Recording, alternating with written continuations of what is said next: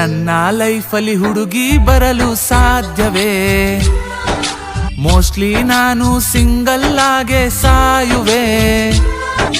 ನನ್ನ ಲೈಫಲ್ಲಿ ಹುಡುಗಿ ಬರಲು ಸಾಧ್ಯವೇ? ಮೋಸ್ಟ್ಲಿ ನಾನು ಸಿಂಗಲ್ ಆಗೇ ಸಾಯುವೆ.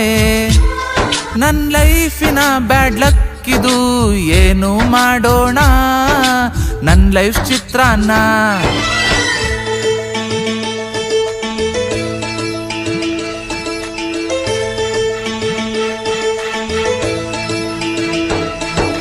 ನನ್ನ ಲಕ್ಕು ಬ್ಯಾಡ್ ಲಕ್ಕು ದೇವರೇ ಬರೆದಿರೋ ಹಾಗಿದೆ.